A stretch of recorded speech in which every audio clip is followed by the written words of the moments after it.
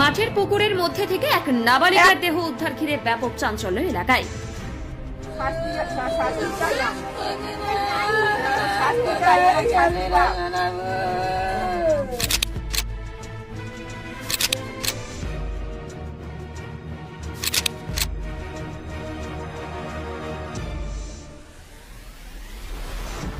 মাঠের মাঝখানের পুকুরের মধ্যে থেকে ক্লাস 5 এর এক নাবালিকা শিশুর দেহ উদ্ধার ঘিরে ব্যাপক চাঞ্চল্য ছড়ালো এলাকায়।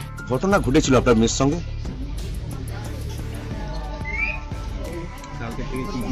কালকে তো আমি খুঁজে পাচ্ছি না, আমি খুঁজেছি সবইতে খুঁজেছি, পাইনি। সকাল থেকেও খুঁজেছি। তারপরে এই দুপুরে একজন এসে বললো ওই পুকুরে ভাসতে। কালকে কি যেন কোনো অনুষ্ঠান ছিল? কালকে জলসা ছিল। তারপরে জলসায় আমি তখন খুঁজেছি, পাইনি। আমার কাছে মেয়ে কি জলসায় গেছিল কালকে? হ্যাঁ, আমার কাছ থেকে 100 টাকা নিয়ে গেছে। তারপরে তারপরে কি খবর পেলেন? আর কোনো খবর পাইনি। তো কাউকে কি সন্দেহ হয়? আপনাদের কাউকে সন্দেহ হয়? যে সন্দেহ নেই। আমি ভাত টাত খেয়ে এই পুকুরের দিকে এসে দেখলাম যে ভাসছে।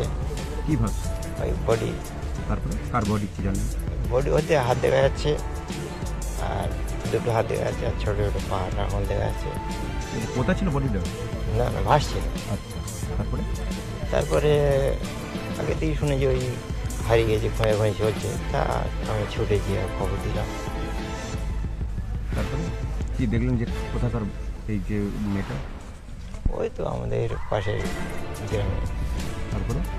তারপরে ওরা তুলে নিয়ে গেছে। কি অবস্থা দেখেছেন পুকুরে? ভাসতে দেখি। তারপরে কি হয়েছে, মানে বডির গায়ে তোমার দেখেছেন? না, আমি শুধু দেখলাম একটু করে হাত দেখা যাচ্ছে, আর পা একটু করে দেখা যাচ্ছে, এছাড়া আমি কিছু। কি নাম আপনার? শ্রী অমর বিজেপি। হ্যাঁ, অমর বিজেপি। স্থানীয় সূত্রে জানা যায় ঘটনাটি ঘটেছে কাকদ্বীপ বিধানসভার মাধবনগর গ্রাম পঞ্চায়েতের শ্যামনগর 9 নম্বর ঘেরি এলাকায়। সোমবার দিন দুপুরে এলাকার মানুষজন ওই নাবালিকার দেহ পুকুরের মধ্যে ভাসতে দেখে। এরপর এই হারুট পয়েন্ট কোস্টাল থানার পুলিশকে খবর দিলে পুলিশ প্রশাসন ঘটনাস্থলে পৌঁছে ওই নাবালিকার দেহ উদ্ধার করে কাকদ্বীপ পুলিশ মর্গে ময়নাতদন্তের জন্য পাঠায়। স্থানীয় সূত্রে জানা যায় গতকাল এলাকায় জলসা চলছিল, তখন ওই নাবালিকা ওই জলসা মাঠেই খাবার কিনতে গিয়েছিল। তারপর থেকেই আর খোঁজ মিলছিল না ওই নাবালিকার। এরপরেই আজ সকালে দেহ উদ্ধার ঘিরে ব্যাপক চাঞ্চল্য এলাকায়। ওই ঘটনা জলসা শুনতে গিয়েছিল, যেতে আমার ওই মিনতি হাতে দিল, জলসা শুনতে গিয়েছিল। তারপর আর কি হচ্ছে, তো বললো বোরকা মুড়ি দে, দুজনে হাত ধরে ঘুরতেছে। এই পর্যন্ত আমরা দেখেছি, আমরা নিজের চোখে দেখিনি আমরা। তারপর ওই খোঁজা খুঁজি হলো, কাল রাত্রেও খুঁজলো, পাওয়া যায়নি। সকাল দুপুর খুঁজলো, পাওয়া যায় একটু আগে পুকুরে নাকি ভাসতেছিল, তাও আমরা দেখি। আপনারা ওই জায়গা খুঁজেছিলেন? সকালে বা রাত্রে খুঁজেছিলেন? হ্যাঁ। দুপুরেও খুঁজেছিলেন? তারপরে পাননি? না। আপনার বাড়ির পিছনে তো ওই পুকুরটা দেখা যাচ্ছে।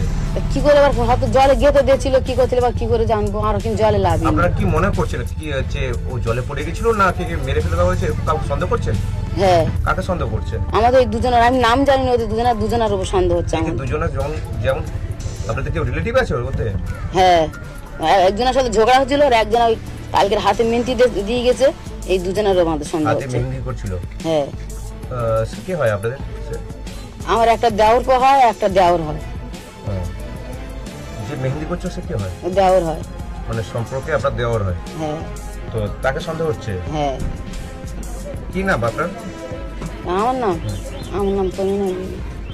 অভিযোগ ওই নাবালিকাকে পরিকল্পিতভাবে ধর্ষণ করে খুন করা হয়েছে।